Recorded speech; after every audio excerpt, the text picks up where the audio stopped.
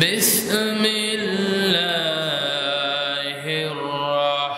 রহমানির রহিম।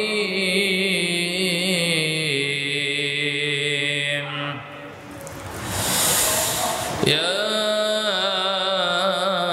আইয়ুহাল্লাযীনা আমানু লা তাত্তাখিযুল ইয়াহুদা ওয়ান নাসারা আউলিয়া বা'দুহুম আউলিয়াউ বা'দ ওয়া মান ইয়াতাওয়াল্লাহুম মিনকুম ফাইন্নাহু মিনহুম ইন্নাল্লাহা লা ইয়াহদিল কওমাজ জালিমিন। যারা বলেন আল্লাহু আকবার।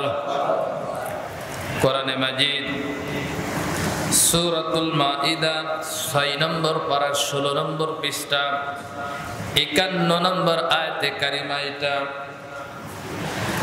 আল্লাহ পাক রব্বুল আলামিন বর্ণনা করেন, ইয়া আইয়ুহাল্লাযীনা আমানু, ওহে ঈমানদারগণ, লা তাত্তাখিযু, তোমরা বন্ধুত্ব স্থাপন করো না, বন্ধুরূপে গ্রহণ করো না, ইয়াহুদা ওয়ান নাসারা, ইহুদি এবং খ্রিস্টানদেরকে আউলিয়া, তোরা বন্ধুত্ব স্থাপন করো না, সম্পর্ক স্থাপন করো না ইহুদি এবং নাসারাদের সঙ্গে। কেননা বা'দুহুম আউলিয়া ও বা'দ, তারা একে অপরের বন্ধু। ওয়ামান ইয়াতাওয়াল্লাহুম মিনকুম ফাইন্নাহু মিনহুম, আমার এই নির্দেশ এসে যাওয়ার পরে যারা তাদের সাথে বন্ধুত্ব স্থাপন করে, তাদের দেখানো পথ মত অনুযায়ী যারা তাদের ব্যক্তি, পরিবার, সমাজ, রাষ্ট্রীয় জীবন পরিচালনা করে, ফাইন্নাহু মিনহুম, সেজন্য তাদেরই একজন। ইন্নাল্লাহ, নিশ্চয় আল্লাহ, লা মানে না, ইহদি মানে হিদায়েত, কওমাজ জালিমিন, কোন জালেমকে আল্লাহ তাআলা হিদায়েত দান করেন না। যে আয়াতে কারিমা তেলাওয়াত করেছি এর শাব্দিক অর্থ আপনাদের সামনে উপস্থাপন করেছি। প্রিয় ভাইরা আমার, নাওয়াকিদুল ঈমান নামে একটা অধ্যায় আছে, যেটা প্রতিটা মুসলিমের জানা ফরজে আইন। আমরা সাধারণত কোন আলেমের কাছে নিজেদের ভুল হলে জিজ্ঞাসা করি যে কি কি কারণ ঘটলে আমাদের ওযু ভেঙে যাবে, কোন কোন কারণ সংগঠিত হলে আমাদের ওযু ভেঙে যাবে, এটা আমরা অনেক সময় জিজ্ঞাসা করি। মৌলানা সাহেবের কাছে, ইমাম সাহেবের কাছে জিজ্ঞাসা করি কি কি কারণে নামাজ ভেঙে যেতে পারে। আমরা এটা জিজ্ঞাসা করি কি কি কারণে রোজা ভেঙে যেতে পারে, কিন্তু এই প্রশ্নটা খুব কমই মানুষ করে যে কি কি কারণে মানুষের ঈমান ভেঙে যায়, কোন কাজ করলে মানুষ মুসলমান থেকে কাফের হয়ে যায়। এইটা মুসলিম সমাজে আজকে খুবই, এই বিষয়ের উপরে লেখাপড়া খুবই কম। ধ্যান ধারণা আমাদের অতীতকাল থেকে নিজেদের মধ্যে বিরাজ করতেছে, আমরা যাই করি মুসলমান ঘরে জন্মগ্রহণ করেছি, সুতরাং আমরা মুসলমান, আমাদের নামটাও মুসলিম, আমরা কম বেশি যাই হোক আল্লাহর ইবাদত বন্দেগী করে থাকি, সুতরাং আমরা মুসলিম। এই ধ্যান ধারণা থাকা খারাপ কাজ নয়, ভালো কাজ, কিন্তু মুসলিম ঘরে জন্মগ্রহণ করার পরও কিছু কিছু করণীয় কাজ আছে যে কাজগুলো করলে মানুষ মুসলমান থেকে কাফের হয়ে যায়, মুসলিম থেকে খারিজ হয়ে যায়। এই জ্ঞানটুকু মুসলিম সমাজে আজ খুবই কম। সেই প্রসঙ্গ নিয়ে একটা কথা বলতে সমকালীন বর্তমানের উপরে। নাওয়াকিদুল ঈমান নামে একটা অধ্যায় আছে কিতাবের মধ্যে। নাওয়াকিদ শব্দের শাব্দিক অর্থ আছে ঈমান ভঙ্গ। আর ঈমান মানে ঈমান, ঈমান ভঙ্গকারী বিষয়সমূহকে নাওয়াকিদুল ঈমান বলে। এই নাওয়াকিদুল ঈমানের মধ্যে 10টা পয়েন্ট উল্লেখ করা হয়েছে। কোন মুসলিম, কোন মুসলমান যদি এই 10টা কাজের সঙ্গে জড়িত থাকে, অথবা 10টা কাজের কোনো একটা কাজের সঙ্গে যদি জড়িত থাকে, তাহলে সেই ব্যক্তি মুসলিম থেকে খারিজ হয়ে যায়। নতুন করে কালেমা পড়ে তার আবার পুনরায় ঈমান আনতে হয়, মুসলিম হতে হয়। নবীজি বলেছেন, শেষ জামানাটা এমন কঠিন, মানুষ ঈমান নিয়ে ঘুমাবে আর সকালবেলায় জাগ্রত হবে কাফের হয়ে, সকালবেলায় জাগ্রত হবে মুমিন হয়ে, সন্ধ্যায় ঘুমাতে যাবে কাফের হয়ে। বর্তমান যুগ জামানা খুবই খারাপ। কখন ঈমান আসে আর কখন ঈমান যায়, এটা না জানার কারণে বোঝা বড় আমাদের জন্য দায়।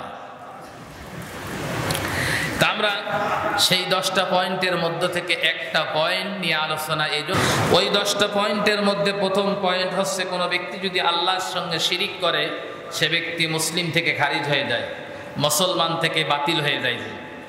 দ্বিতীয় নম্বর হচ্ছে, কোনো ব্যক্তি যদি আল্লাহর সঙ্গে ভায়া মাধ্যম তৈরি করে, তাহলে সে মুসলিম থেকে খারিজ হয়ে যায়।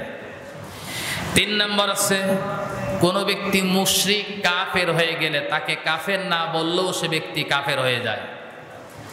4 নম্বর আছে, রাসূল সাল্লাল্লাহু আলাইহি ওয়াসাল্লাম আনিত দ্বীনকে অপূর্ণাঙ্গ মনে করা, যে এই শরিয়া পূর্ণাঙ্গ না, সম্পূর্ণ না, সুতরাং আমার জীবন চলার পথ হিসাবে অন্য কোনো পদ্ধতি বা পন্থা দরকার, এটা মনে করা।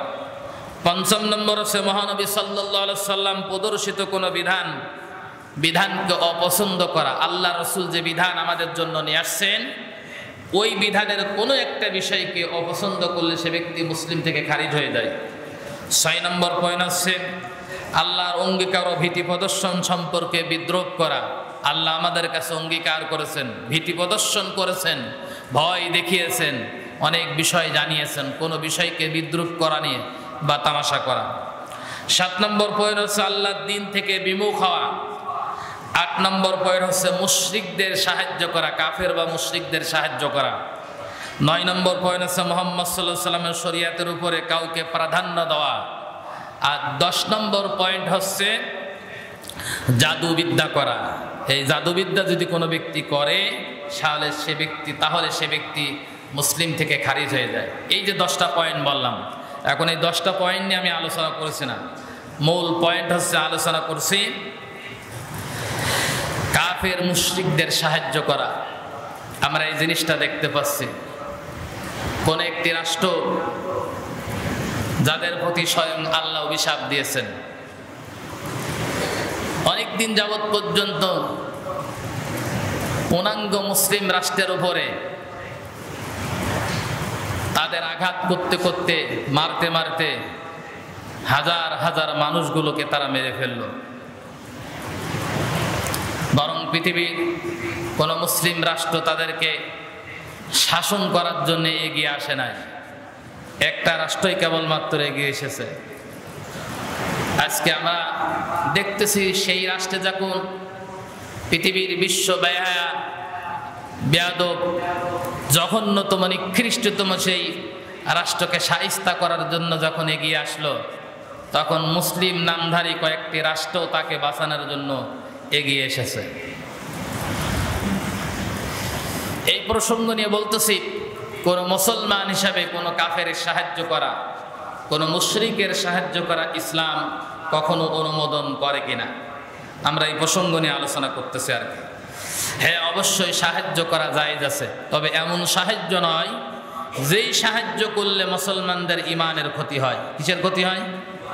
যেই সাহায্য করলে মুসলমানদের ইসলামের ক্ষতি হয়, সেরকম কোন সাহায্য অমুসলিমদের, কাফেরদের করা মুসলমানদের জন্য জায়েজ নয়। যেমন কাফেরদের পক্ষে, মুশরিকদের পক্ষে বক্তৃতা করা, বিবৃতি দেওয়া, প্রবন্ধ রচনা করা, গল্প রচনা করা, কবিতা বলা বা লেখা, যেটা তাদের জন্য কোনো উপকার হতে পারে। মুসলমান কখনো কাফেরদের উপকার করতে পারে না। যেমন তাদের কোনো মতবাদ বা আদর্শ গ্রহণ করা, তাদের রাজনীতি, তাদের সংস্কৃতি, সমাজতন্ত্র, পুঁজিবাদ, ধর্ম নিরপেক্ষ মতবাদ, জাতীয়তাবাদ মুসলিমদের জন্য এটা হারাম। এটা তাদেরই তৈরি করা। এই মতবাদ গ্রহণ করে তাদের উপকার করার কোনো দরকার মুসলমানদের নাই। কারণ মুসলমানদের জন্য আল্লাহ তাআলা পূর্ণাঙ্গ জীবন বিধান দিয়েছেন, তার নাম হচ্ছে ইসলাম। তার নাম কি? ইসলাম।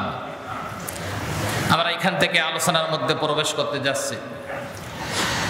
আল্লাহ রাব্বুল আলামিন বলেন, ইয়া আইয়ুহাল্লাযীনা আমানু লা তাত্তাখিযুল ইয়াহুদা ওয়ান নাসারা আউলিয়া বা'দুহুম আউলিয়াউ বা'দ ওয়া মান ইয়াতাওয়াল্লাহুম মিনকুম ফাইন্নাহু মিনহুম।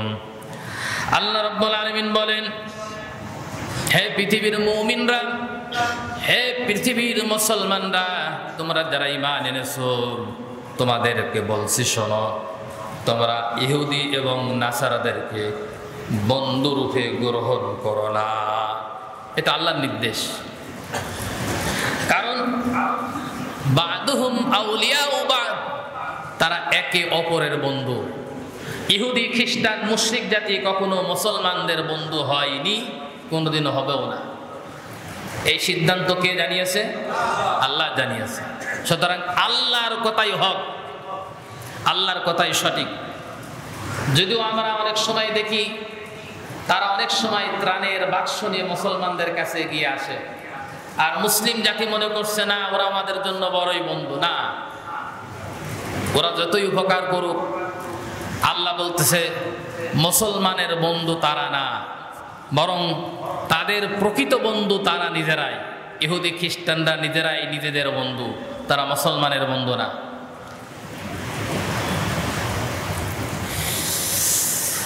এরপর আল্লাহ বলেন,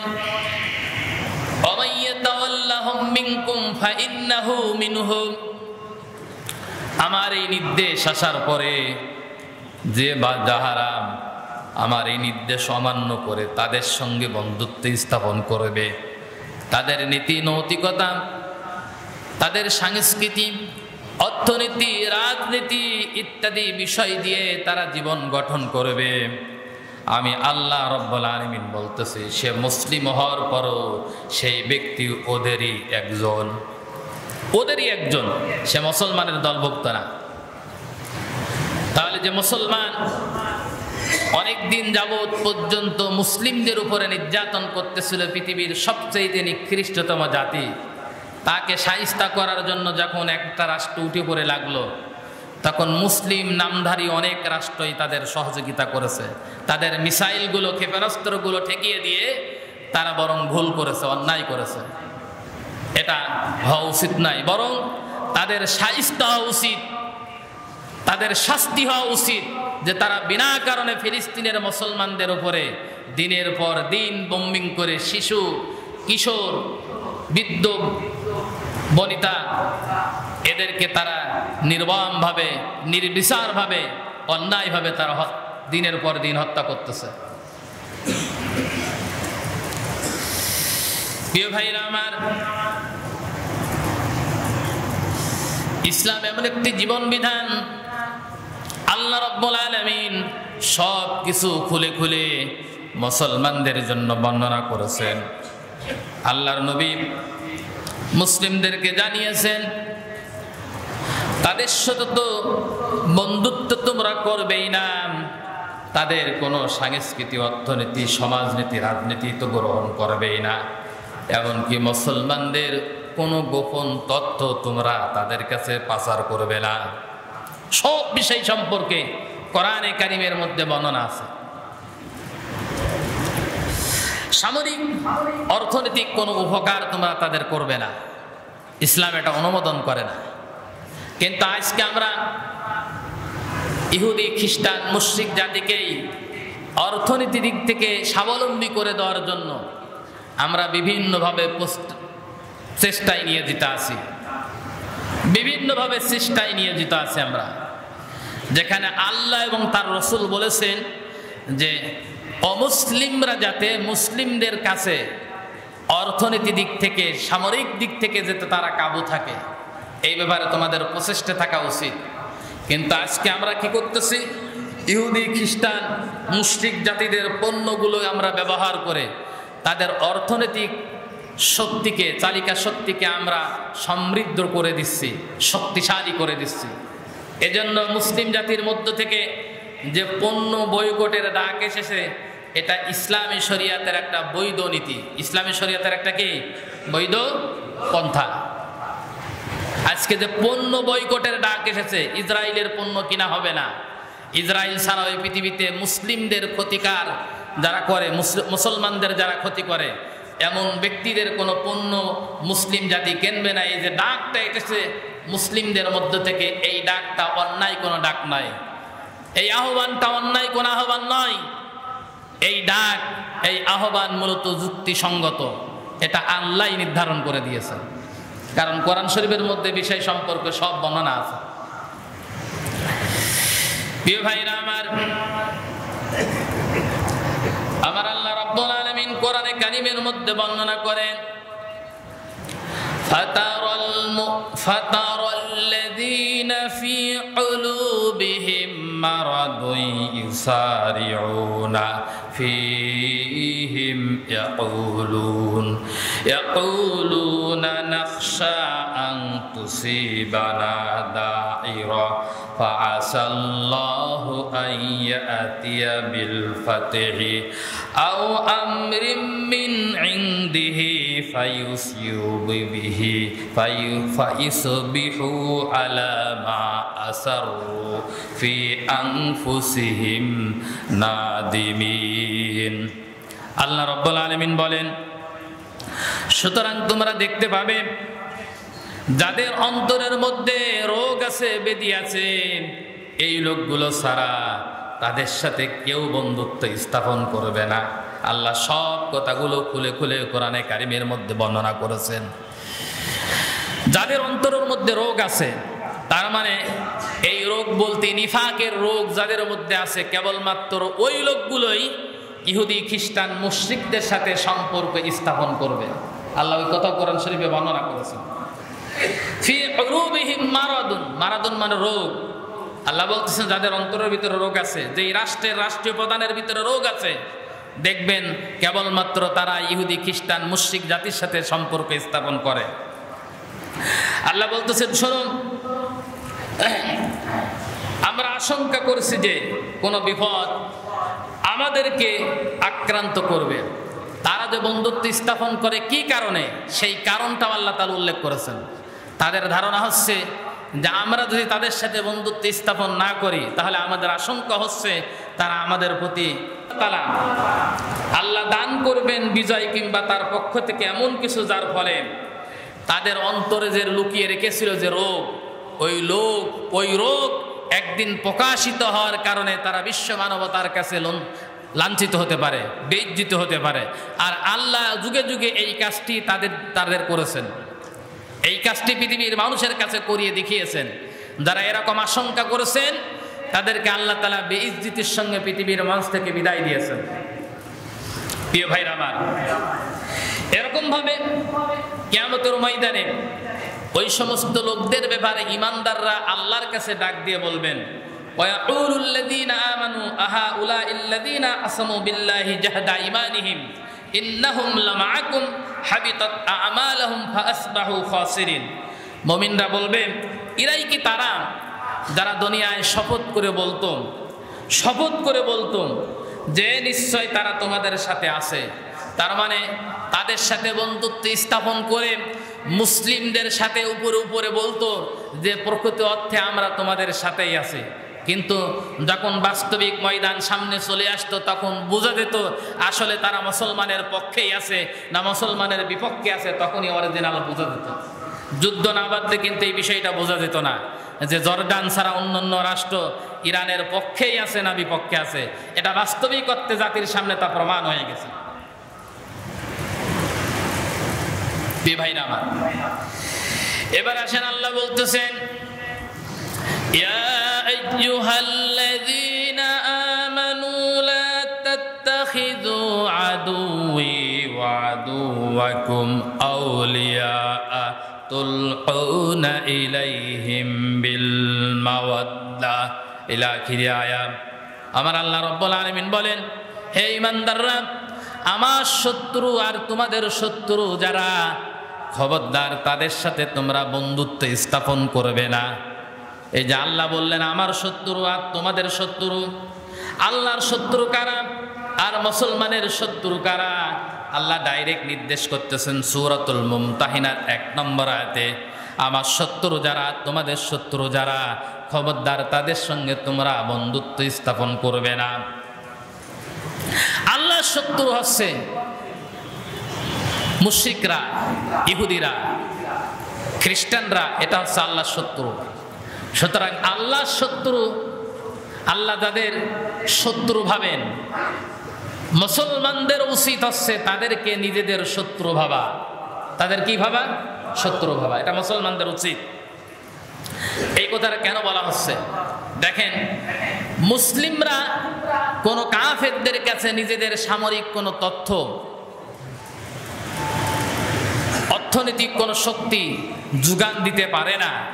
তার জ্বলন্ত দৃষ্টান্ত এই আয়াতে কারিমা। আল্লাহ রাসূল মক্কা থেকে হিজরত করে যখন মদিনায় চলে আসলেন, চলে আসার কিছুদিন পরে বদরের যুদ্ধ হলো। বদরের যুদ্ধে কাফেরদের বড় বড় লিডার মারা গেল। তখন মক্কার মুশরিকদের ভিতরে একটা দুর্ভিক্ষ চলছিল। সাররাগুল নাম করে একজন নর্তকী, কুরাইশ বংশেরই সে সন্তান ছিল। তিনি দুর্ভিক্ষের কারণে, অভাব অনটনের কারণে মক্কা থেকে হিজরত করলেন মদিনায়। যে মুসলমানরা আমাদের এলাকার সন্তানরাই সেখানে বসবাস করে, সুতরাং আমি তাদের কাছে যদি কিছু সাহায্য চাই, তাহলে তারা আমাকে কিছু সাহায্য করলে আমি উপকৃত হব। এই নিয়ত করে তিনি মক্কা থেকে হিজরত করে মদিনায় চলে গেলেন। সাররাগুল নাম করে একজন নর্তকী। তিনি যখন সেখানে পৌঁছলেন, বিশ্বনবীর কাছে, সাহাবাই কেরামদের কাছে তিনি সাহায্য চাইলেন। প্রাথমিক অবস্থায় কিছু সাহায্য তাকে করা হলো। তখন এই আয়াত নাজিল হয়নি। নবীজি কিছু সাহায্য দিলেন। সাহায্য দেওয়ার পরে মহিলা সাহায্য পেয়ে যখন চলে যাচ্ছিলেন মক্কায়, তখন আল্লাহ রসুলের ভিতরে থাকা একজন সাহাবী, একনিষ্ঠ সাহাবী, হযরত হাতিম বিন আবি বালদা রাদিয়াল্লাহু তাআলা আনহু, তিনি একজন বদরী সাহাবী। বদরী সাহাবীদের এত বড় মর্যাদা দিয়েছেন আল্লাহ তাআলা, তাদের পিছনের গুনাহ আর সামনের গুনাহ আল্লাহ তাআলা সব মাফ করে দিয়েছেন। জোরে বলেন সুবহানাল্লাহ। এই বদরের সাহাবী হযরত হাতিম বিন আবি বালদা রাদিয়াল্লাহু তাআলা আনহু সাধারণ কোন সাহাবা না, কিন্তু শুধু বদরী সাহাবীর পরবর্তী সময়ে হযরতে ওমর রাদিয়াল্লাহু তাআলা আনহুর খিলাফতকালে বদরের সাহাবীদেরকে মুক্তিযোদ্ধা হিসাবে স্বীকৃতি দিয়ে তাদেরকে রাষ্ট্রীয় ভাতা প্রদান করা হতো। এত বড় মর্যাদা ছিল তাদেরকে। এই 313 জন বদরের সাহাবীদের মধ্যে কিছু সংখ্যক সাহাবী ছিলেন শূরা কাউন্সিলের সদস্য, আল্লাহর নবীর একদম ক্লোজ সদস্য, যাদেরকে নিয়ে নবীজি মাঝে মাঝে গোপন বৈঠক করতেন। কিভাবে মুসলমানদের এই ইসলামকে সারা পৃথিবীর মঞ্চে ছড়িয়ে দেওয়া যায়, এ ব্যাপারে পরামর্শ করতেন। ওয়ামরুহুম শুরা বাইনাহুম, শূরা সদস্য ছিলেন তিনি। গভীর রাত্রে বিশ্বনবী বৈঠক করতেছেন, আর এই বৈঠকের মধ্যে হাতিম বিন আবি বালদা রাদিয়াল্লাহু তাআলা আনহু ছিলেন। বৈঠক করতেছেন মক্কা অভিযানের জন্য, মক্কা বিজয় করবেন। এই সামরিক তত্ত্ব সাহাবায়ে কিরামদের সাথে নবীজি পর্যালোচনা করার পরে নির্দেশ দিলেন, খবরদার এই সামরিক তত্ত্ব ফাঁস করবে না। আমরা কোন মাসে কোন সময় মক্কা অভিযানের জন্য বের হব। কিন্তু হাতিম বিন আবি বালদা রাদিয়াল্লাহু তাআলা চিন্তা করলেন, আমার বাড়ি তো মক্কায় না, আমার বাড়ি হচ্ছে ইয়েমেনে। আমি ইয়েমেন থেকে সপরিবারে হিজরত করে মক্কা এসেছি, আর আবু জেহেলের বাড়ির নিকটেই আমি বাড়ি স্থাপন করেছি। নবীজি আমাকে বলেছেন, হাতিম মদিনায় হিজরত করতে হবে, তাই মদিনায় হিজরত করে চলে এসেছি। কিন্তু আমার স্ত্রী, আমার সন্তান, আমার বিবি বাল বাচ্চা, আমার পিতামাতা মক্কায় রয়ে গেছে। আর এই সুযোগে মক্কার কাফেররা আমার স্ত্রী সন্তানদের উপরে, আমার পিতামাতার উপরে তারা নির্যাতন করে। আমি যদি মুসলমানদের এই সামরিক তথ্য কিছুটা লেখে আমি যদি এই সাররা গুল্লাম নাম করে যে মহিলা এসেছে তার কাছে যদি ফাঁস করে দেই, তাহলে পারে কাফেররা এই চিঠি পাওয়ার পরে কাফেররা আমাকে তাদেরই দলের একজন লোক মনে করবে, আর লোক মনে করে আমার স্ত্রী সন্তান আর পিতামাতার উপরে তারা নির্যাতন করবে না।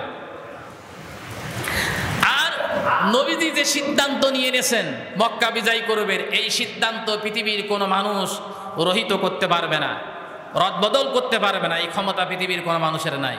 সুতরাং আমি যদি এই সামরিক তত্ত্বরা পাশ করে দিই তাহলে আমার কোনো সমস্যা হওয়ার কথা না। তিনি এরকম চিন্তা করে একটা চিঠি লিখলেন, আর কিছু মুদ্রার বিনিময়, অর্থর বিনিময় সাররা গুল্লাম নামক ওই মহিলার কাছে, এই নর্তকীর কাছে চিঠিটা লিখে তার কাছে দিয়ে দিলেন।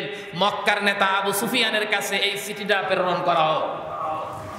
মহিলা চিঠিটা নিলেন, নেওয়ার পরে তার গোপন শরীরের অঙ্গ একটি জায়গায় চিঠিটা আবদ্ধ করে ফেললেন, গোপন করে ফেললেন।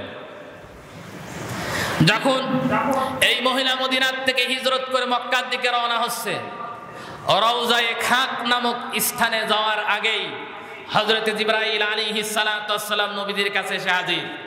ইয়া রাসূলুল্লাহ, আপনি যে কয়েকদিন আগে রাত্রে বেলায় মক্কা বিজয়ের জন্য, সামরিক অভিযানের জন্য যে আপনি মিটিং করেছেন, এই মিটিং এর গোপন তথ্য মক্কায় পাচার হয়ে যাচ্ছে অমুক মহিলার মাধ্যমে। আপনার অমুক সাহাবা একটা চিঠি লিখে ওই মহিলার কাছে দিয়ে দিয়েছে, তাড়াতাড়ি এই চিঠিটা উদ্ধার করেন আর মহিলাকে গ্রেফতার করেন। জিবরাইল আলাইহিস সালাতু ওয়াস সালাম নবীজির কাছে এসে হাজির। আল্লাহর নবী সাথে সাথে তিনজন সাহাবীকে নির্দেশ দিলেন, তাড়াতাড়ি অমুক জায়গায় দূরত্ব বেগে ঘোরায় সওয়ার হও, আর যেতে যেতে অমুক জায়গায় গিয়ে তোমরা একজন মহিলাকে পেয়ে যাবে, একজন নর্তকীকে, যার কাছে একটা চিঠি আছে, সেই চিঠিটা তুমি নিয়ে আসবে এবং তাকে গ্রেফতার করবে। সে যদি দিতে না চায় আর ভালোই ভালো যদি দিয়ে দেয় তাহলে তাকে ছেড়ে দেবে। আল্লাহর নবীর তিনজন সাহাবা চলে গেলেন। ঘোড়ায় সওয়ার হয়ে দূরত্ব বেগে রওজায়ে খাক নামক স্থানে যাওয়ার পরে ওই মহিলাকে গ্রেফতার করে ফেললেন। গ্রেফতার করে হযরত আলী রাদিয়াল্লাহু তাআলা আনহু বলতেছেন, তোমার কাছে চিঠি আছে, চিঠিটা দিয়ে দাও। মহিলা বলছে, না, আমার কাছে কোনো চিঠি নাই। হযরত আলী বলতেছে, দেখো, সারাটা জীবন নবীর পিছনে আমি আমার জীবনটাকে ব্যয় করে দিয়েছি। আমার নবী যেহেতু বলেছেন তোমার কাছে চিঠি আছে, আমার নবী কোনোদিন মিথ্যা বলতে পারে না, আমার নবী সত্য বলেছে, সুতরাং তোমার কাছে চিঠি আছে, চিঠিটা দিয়ে দাও। আর চিঠি যদি না দাও, এই জনগণ দেখেছে, এই জনগণের ভিতরে তোমাকে বিবস্ত্র করা হবে। মহিলা ভয় পেয়ে গেছে। মহিলা তার চুলের খোপার মধ্য থেকে চিঠিটা বের করে দিচ্ছে। হাদিসে ঠিক এইভাবেই লেখা আছে। মহিলাদের তো অনেক কিছু সামলানোর জন্য অনেক কিছু জায়গা আছে, অনেক জায়গা, এগুলো আমি নেকেট শব্দ এগুলো বলছি না। তারা সেখানে চুলের মধ্য থেকে চিঠিটা বের করে দিলেন। চিঠিটা নিয়ে তিনজন সাহাবা দূরত্ব বেগে বিশ্বনবীর কাছে চলে আসলেন। চিঠিটা পড়লেন, পড়ার পরে নিচেই লেখা আছে, ইতি হাতিম বিন আবি বালদা রাদিয়াল্লাহু তাআলা আনহু। চিঠিটার নিচেই লেখা আছে, আমরা যখন চিঠি প্রেরণ করে নিছি তো আমাদের নাম লেখা থাকে নাকি, ইতি অমুক। হযরত ওমর রাদিয়াল্লাহু তাআলার পাশে দাঁড়িয়ে চিঠি বিশ্বনবী পড়তেছেন, সাহাবায়ে কিরাম সেখানে দাঁড়িয়ে। আল্লাহর নবীর সাহাবীদের মধ্যে হযরত ওমর দাঁড়িয়ে আছেন।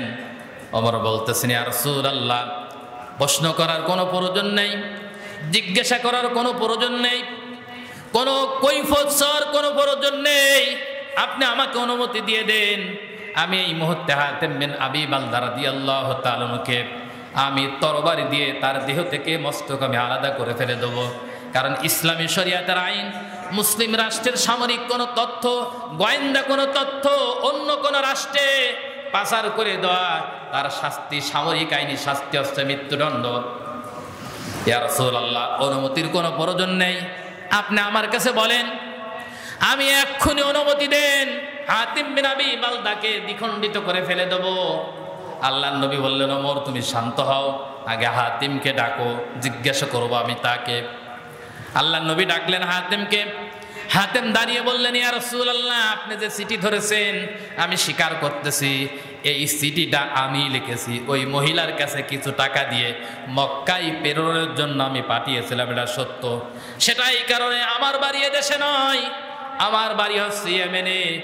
আপনার নাম শুনে ইয়েমেন থেকে সপরিবারে হিজরত করে মক্কায় এসেছিলাম, ইসলাম কবুল করেছিলাম, সেখানেই বাড়ি স্থাপন করেছি।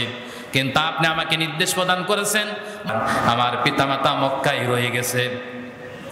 ইয়া রাসূলুল্লাহ, আমি যে সেই দেশের লোক না হওয়ার কারণে মক্কার কাফেররা প্রায় দিনে আমার পরিবারের উপরে নির্যাতন করে, এই সংবাদটুকু আমি মদিনায় বসে বসে পাই। তখন আমার অন্তরের ভিতরে খুব খারাপ লাগে, কষ্ট লাগে। আমি চিন্তা করলাম, আপনি যে সামরিক অভিযান চালানোর জন্য মক্কায় সামরিক অভিযান চালানোর জন্য সিদ্ধান্ত নিয়ে এনেছেন, আপনার এই সামরিক অভিযান সাকসেসফুল হবে, মক্কা বিজয় হবে তো কোনো সন্দেহ নেই। আমি শুধুমাত্র এই চিঠিটা পাঠিয়েছি যাতে চিঠিটা তারা নিয়ে তারা ধারণা করবে যে হাতিম বিন আবি বালদা মনে হয় আমাদের দলেরই লোক, সুতরাং আমার পরিবারের উপরে নির্যাতন তারা কমিয়ে দেবে, তারা করবে না। আল্লাহর নবী সাহাবায়ে কেরামদেরকে বললেন, হাতিম যা বলেছে সত্য বলেছে, মিথ্যা বলেনি, সত্য বলেছে। দেখে আল্লাহ রাব্বুল আলামিনের পক্ষ থেকে কি ফায়সালা আসে। আল্লাহ রাব্বুল আলামিন জিবরাইল আলাইহিস সালাতু ওয়াস সালামকে সাথে সাথে পাঠালেন কোরআনে কারীমের সূরাতুল মুমতাহিনার কয়টা আয়াত দিয়ে। হাতেমকে লক্ষ্য করে বললেন, হাতেম শোনো, আল্লাহ রাব্বুল আলামিন বলেছেন, লান তানফাকুম আরহামুকুম ওয়ালা আওলাদুকুম ইয়াওমাল কিয়ামা ইয়াফসিলু বাইনাকুম আল্লাহু বিমা তা'মালুনা বাসীর। জোরে বলেন আল্লাহু আকবার। আল্লাহ রাব্বুল আলামিন বলতেছেন, লান তানফাকুম আরহামাকুম, যেই বিবি বাল বাচ্চার জন্য, পিতামাতার জন্য, সন্তান সন্ততির জন্য তুমি মুসলমানদের আইনকে তুমি ভঙ্গ করেছো, স্ত্রীকে, সন্তানকে, পিতামাতাকে সুখ রাখার জন্য, বিপদ আপদ থেকে বাঁচার জন্য, অথচ ইয়াউমুল কিয়ামা, কিয়ামত যেদিন অনুষ্ঠিত হবে সেই দিন কি তোমার এই স্ত্রী আর এই সন্তান, এই পিতামাতা কি তোমার কোনো উপকারে আসবে নাকি? হাতেমকে জিজ্ঞাসা করতেছেন আল্লাহ সরাসরি, লান তানফাকুম আরহামুকুম ওয়ালা আওলাদুকুম ইয়াউমাল কিয়ামা, তুমি তোমার স্ত্রী, সন্তান, পিতামাতাকে রক্ষা করার জন্য যেই সিদ্ধান্ত, ভুল সিদ্ধান্ত নিয়েছো, এই কিয়ামতের ময়দানে তোমার এই স্ত্রী আর এই সন্তান আর এই পিতামাতা তোমার কোনো উপকারে আসবে? বলো, তোমার বিপদ দেখলে তো তারা তো খেঁচে দৌড় মারবে না, মারবে না? কোরআন শরীফে আছে নাই? আছে। ইয়াউমা ইয়াফিরুল মারউ মিন আখি, ইয়াফিরু শব্দের বাংলা প্রতিশব্দ হচ্ছে খেঁচে দৌড় মারা। তার মানে কিয়ামত যেদিন অনুষ্ঠিত হবে সেই দিন আপনার সন্তান, আপনার স্ত্রী আপনার দিকে খেঁচে দৌড় মারবে। যদি আমার স্বামী, আমার পিতা যদি আমারে দেখে, তাহলে আমার ধরিয়ে আমার দিয়ে কোনো কিছু করে নিতে পারে, অথবা আমার কাছে নেকি চাইতে পারে। এজন্য আল্লাহ বলতেছেন, ইয়াউমা ইয়াফিরুল মারউ মিন আখি ওয়া উম্মিহি ওয়া আবি ওয়া সাহিবাতিহি ওয়া বানি, সেদিন কেউ কারোর উপকার আসবে না। অথচ তুমি এই সিদ্ধান্ত নিয়ে নিয়েছো কোন কারণে? তবে তোমাকে প্রথমবার মাফ করে দেওয়া হলো এই কারণে, কারণ আল্লাহ আগে ঘোষণা দিয়েছেন বদরের সাহাবীদের পিছনের গুনাহ, সামনের গুনাহ সব কি? আরো জোরে, আল্লাহ মাফ করে দিয়েছেন। সেই অপরাধের কারণে তোমাকে ক্ষমা করে দেওয়া হলো। আবার যদি কখনো কোনো সময় মুসলমানদের কোনো বিষয় কোনো কাফেরদের কাছে যদি ফাঁস করে দেওয়া হয়, তাদেরকে যদি উপকার করা হয়, তাহলে তোমার শাস্তি হবে মৃত্যুদণ্ড। কথা মানে বুঝাতে পারি না আমি? অথচ আজকে আমরা তো সেই জিনিসগুলোই দেখতেছি। কাফেরদের উপকার করার জন্য মুসলমান উঠে উপরে লাগেছে না? যখন একটা রাষ্ট্রকে শায়েস্তাকারী মুনাফিক রাষ্ট্রগুলোর রাষ্ট্রপ্রধানরা তাদেরকে বাঁচানোর জন্য মিসাইলগুলো তারা আঘাত করে করে ধ্বংস করে দিয়েছে, অথচ আজকে যখন ওই ইরানের উপরে ইসরায়েল যখন আক্রমণ করলো, তখন কিন্তু এই মুসলিম ভাইরা কিন্তু ইরানের বাঁচানোর জন্য এগিয়ে আসে নাই। জোরে বলেন ঠিক কিনা? এজন্য বলতেছিলাম, নাওয়াকিজুল ঈমান, ঈমান ভঙ্গের কারণ সমূহের মধ্যে 8 নম্বর পয়েন্টের মধ্যে আছে। 10টা কারণ আছে ঈমান ভেঙে যায়। ওই 10টা কারণের 8 নম্বর পয়েন্ট হচ্ছে মুসলমান হিসাবে কোন অমুসলমানকে সাহায্য করা, উপকার করা, সামরিক দিক থেকে হোক, অর্থনৈতিক দিক থেকে হোক, এটা মুসলমানদের জন্য জায়েজ না। সুতরাং এই সুবাদে বলতেছি, কোন কাফের দেশের কোন পণ্য ক্রয় করা মুসলমানদের জন্য জায়েজ নয়। আপনাদের দেশি পণ্য আছে, সেগুলো ব্যবহার করার জন্য চেষ্টা করবেন। আমি নাম ধরছি না, আপনারা বিষয়গুলো সহজভাবে বোঝেন। ইসরায়েলের পণ্য ক্রয় করার অর্থ হচ্ছে তাদেরকে অর্থনৈতিকভাবে স্বাবলম্বী করে দেওয়া, আর তারা এই অর্থ যোগান দিয়ে তারা বুলেট বানিয়ে মুসলমানদের কলিজার উপরে যখন মারে, তখন আপনি আর কোকা-কোলা খান না, আপনি মুসলমানদের রক্ত এগুলো চুষে থাকেন। জোরে বলেন ঠিক কিনা? এই জিনিসগুলো আপনার একটু মাথার ভিতরে হিট লাগা দরকার। আমি বাজার করতে গেলে সবসময় ক্রয় করার চেষ্টা করি আমার দেশের পণ্য আছে কিনা, কোনো মুসলিম ঘরের পণ্য আছে কিনা, সেগুলো ক্রয় করার জন্য চেষ্টা করি। এটা আল্লাহ নির্দেশ দিয়েছেন, আমি নির্দেশ দিইনি। এটা পৃথিবীর কোনো মানুষ নির্দেশ দিইনি, সরাসরি আল্লাহ দিয়েছেন নির্দেশ। এ সম্পর্কে কোরআনে কারিমে একটা আয়াত না, অগণিত আয়াত আছে। আমি যদি এতগুলো আয়াত বলি সময় শেষ হয়ে যাবে, প্রায় শেষের দিকে। সম্মানিত ভাইরা, আমি অল্প কথাই বুঝাতে যে জিনিসটা চাচ্ছি, কোনো মুসলমান, কোনো কাফের, কোনো মুশরিক, কোনো ইহুদিদেরকে সামরিক দিক থেকে, অর্থনৈতিক দিক থেকে মুসলমান কখনো তাদের উপকার করতে পারে না। এটা আপনি সহজভাবে বুঝবেন। আমরা যেহেতু মুসলিম জাতি, কালেমা পড়া মানে আপনি বোঝেননি এখনো। কোরআন শরীফের মধ্যে দেখেন, সূরাতুল মুহাম্মাদের মধ্যে আয়াতটা আছে, ফাআলাম আন্নাহু লা ইলাহা ইল্লাল্লাহ। ফাআলাম, এখানে আলেম থাকতে পারে। ফাআলাম শব্দটা যে এলেম শব্দ থেকে। আল্লাহ বলতেছেন ফাআলাম, তোমরা বোঝো, তোমরা জানো, তোমরা গবেষণা করো, তোমরা চিন্তা ভাবনা করো, তারপরে বলো লা ইলাহা ইল্লাল্লাহ। তার মানে আল্লাহ তাআলা কালেমা পড়তে বলেছেন গবেষণা করে, চিন্তা ভাবনা করে। আজকে তো মানুষ গবেষণা চিন্তা ভাবনা করে কালেমা পড়ে নাই। কালেমা এখন ফকিরের ভিক্ষার ঝুলি হয়ে গেছে। দরজায় যা বলে লা ইলাহা ইল্লাল্লাহ, মা কয়টা ভিক্ষা দেয়, আর মানুষ মনে করে মনে হয় এই লা ইলাহা ইল্লাল্লাহ দরজায় চাইলেই মনে হয় ভিক্ষা দিতে হয়।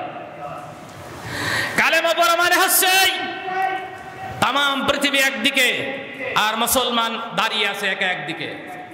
কালেমা পড়ার মানে হচ্ছে লা ইলাহা ইল্লাল্লাহ, নেই কোনো ইলাহ, এক আল্লাহ ছাড়া, নেই কোনো আইনদাতা আল্লাহ ছাড়া, নেই কোনো বিধানদাতা আল্লাহ ছাড়া, নেই কোনো হুকুমকর্তা আল্লাহ ছাড়া। এটা মুসলমান স্বীকৃতি দিয়ে তাম পৃথিবী একদিকে যাবে, মুসলমান একদিকে দাঁড়িয়ে থাকবে। অথচ আজ পৃথিবীর বুকে আমরা দাঁড়িয়ে দেখতেছি যে শুধুমাত্র ওই যে আল্লাহ বললেন সূরা মাইদার মধ্যে 52 নম্বর আয়াতে দেখবেন আছে এই তথ্যটা, যে যাদের অন্তরের মধ্যে রোগ আছে কেবলমাত্র বন্ধুত্ব তারাই স্থাপন করে তাদের সাথে। কোনো প্রকৃত মুসলমান কখনো কাফের, ইহুদি, খ্রিস্টানদের উপকার করতে পারে না। খ্রিস্টান, ইহুদি এবং মুশরিক জাতি, এই তিনটা বড় বড় জাতি মুসলমানদের ক্ষতি করার জন্য বড় বড় তিনটা মিশন হাতে নিয়েছে। এটা কোরআনে আছে, আপনি পড়েননি? সূরা দুহার আলোচনার মধ্যে দেখবেন আছেন। ইহুদি খ্রিস্টানরা যেমন, ইহুদি জাতি মুসলমানদেরকে ধ্বংস করার জন্য সুদ ব্যবস্থা মুসলমানদের উপরে চাপিয়ে দিয়েছে। অথচ কোনো মুসলমান যদি সুদ খায়, আল্লাহ নিজে বলেছেন ওর সাথে আমার কোনো সম্পর্ক থাকবে না। মুশরিক জাতি মুসলমানদের ধ্বংস করার জন্য তারা যত অশ্লীলতা পৃথিবীর বুকে ছড়িয়ে দিয়েছে। দেখবেন আমাদের বাংলাদেশে যে কয়টা চ্যানেল না আছে, চ্যানেল যে কয়টা না আছে, তার চাইতে বেশি চ্যানেল আছে অন্য দেশের। তামান দিন ধরে অশ্লীলতা হচ্ছে, আর আমাদের ছেলে মেয়ে, আমাদের স্ত্রী সন্তান এগুলো দেখতেছে, আর তাদের সঙ্গে নিজেদের শরীরকে মিলানোর জন্য চেষ্টা করতেছে। আর খ্রিস্টান জাতি মুসলমানদেরকে দিয়েছে উপহার, সেটা হচ্ছে কি? সেটা হচ্ছে নিশাদ্রব্য। নিশাদ্রব্য দিয়ে মুসলিম জাতিকে মাতাল করে রেখে দিতে চায়। এই তিনটা বড় বড় মিশন নিয়ে তাম পৃথিবীতে তিনটা জাতি কাজ করতেছে। এবার আলোচনার শুরুতে একটা হাদিস বলেছিলাম।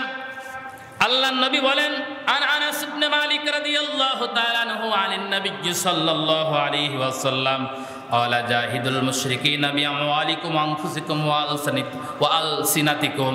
আল্লাহর নবী বলেন, ও মুসলিমরা তোমরা শোনো, তোমাদের জান দিয়ে, তোমাদের মাল দিয়ে, তোমাদের জবান দিয়ে, তোমাদের হাত দিয়ে জীবনের শেষ দিন পর্যন্ত লড়াই করবে, সংগ্রাম করবে, জিহাদ করবে কাফেরদের বিরুদ্ধে, মুশরিকদের বিরুদ্ধে, ইহুদিদের বিরুদ্ধে। এটা আল্লাহর নির্দেশ। কার নির্দেশ? আল্লাহ রসুলের নির্দেশ। এটা আল্লাহ রসুলের নির্দেশ মানেই হচ্ছে আল্লাহর নির্দেশ। কোরআন শরীফ অগণিত আয়াত আছে, ওই সময় কম থাকার কারণে আমি বলতে পারছি না। প্রিয় ভাইরা আমার মূল মেসেজটা আপনাদের কাছে পৌঁছে গিয়েছে। যতদিন পর্যন্ত আমরা পৃথিবীতে বেঁচে থাকব, মুসলিম জাতি হিসাবে মুসলিম জাতির পক্ষেই, মুসলিম জাতির কাছেই, মুসলিম জাতির সাথেই আমরা নিজেদের ঐক্যবদ্ধ করে রাখব। আর ইহুদি খ্রিস্টান মুশরিকদেরকে কখনো তাদের অর্থনৈতিক স্বাবলম্বী করার জন্য এবং মুসলমানদের সামরিক কোনো তথ্য তাদেরকে দিয়ে সহযোগিতা করা মুসলমানদের জন্য এটা হারাম। কোনো মুসলমান যদি এই কাজটা করে, অর্থনৈতিকভাবে তাদের সহযোগিতা করে, সামরিক দিক থেকে যদি কোনো সহযোগিতা করে, তাহলে মুসলিমদের খাতার থেকে আপনার নামটা কেটে যাবে। ওই যে 10টা কারণ বলেছি, ওই 10টা কারণের একটা কারণ 8 নম্বর পয়েন্ট, আল আকাইদ আল ইসলাম নামক একটা কিতাব আছে মুসলিমদের। ওই কিতাবের 501 নম্বর পৃষ্ঠায় দেখবেন এই তথ্যটা লেখা আছে। নাওয়াকিদুল ঈমান নামে একটা অধ্যায় আছে, ওই অধ্যায়ের ভিতরে দেখবেন 10টা পয়েন্ট একদম সিরিয়াল ধরে লেখা আছে কি কি কারণে ঈমান ভেঙে যায়। ওই ঈমান ভেঙে যাওয়ার 8 নম্বর কারণ আছে, কোন মুসলমান, কোন মুশরিক, কোন ইহুদি, কোন খ্রিস্টান, কোন কাফেরকে যারা সাহায্য করে, সেই সাহায্যকারী মুসলমানের ঈমান কি হয়ে যায়? ভেঙে যায়, নষ্ট হয়ে যায়। তাহলে রোজা রাখলে রোজা যেমন ভেঙে যায়, নামাজ পড়লে নামাজ যেমন ভেঙে যায়, নতুন করে নামাজ আরম্ভ করতে হয়। অনেক সময় অজু করার পরে কিছু কাজ হলে পারে অজু ভেঙে যায়। ঠিক এরকম কিছু কাজ আছে যে কাজগুলো করলে মুসলমানদের ঈমান ভেঙে যায়, কি হয়ে যায়? নতুন করে আবার কালেমা পড়ে মুসলমান হওয়া লাগে। সুতরাং আজকের থেকে সিদ্ধান্ত নেবেন, কোন কাফের, ইহুদি, খ্রিস্টান, মুশরিকদের কোনো পণ্য গ্রহণ করে আপনি তাদের অর্থনৈতিকভাবে স্বাবলম্বী করার জন্য চেষ্টা করবেন না। এটা আপনাদের কাছে আমার বিনীত অনুরোধ থাকলো। আমি আমার ন্যায় সঙ্গত কথা, আল্লাহর বক্তব্য আপনাদের কাছে পৌঁছে দিয়েছি, সেটা পালন করবেন কি করবেন না সেটা আপনাদের দায়িত্ব। আপনি ভিন্ন চোখে নেবেন না কথাগুলো। আমি কোনো রাজনৈতিক কথাবার্তা বলিনি, সরাসরি কোরআন শরীফ আয়াত দেখিয়েছি। যদি আপনার বিশ্বাস না হয় কোরআন শরীফটা খুলবেন, সূরাতুল মাইদার 51 নম্বর আয়াত থেকে 54 নম্বর আয়াত, সূরাতুল আল ইমরানের 28 নম্বর আয়াত, সূরাতুল মুজাদালার মুমতাহিনার 1 থেকে 3 নম্বর আয়াতটা আপনি ভালো করে পড়বেন বাড়িতে।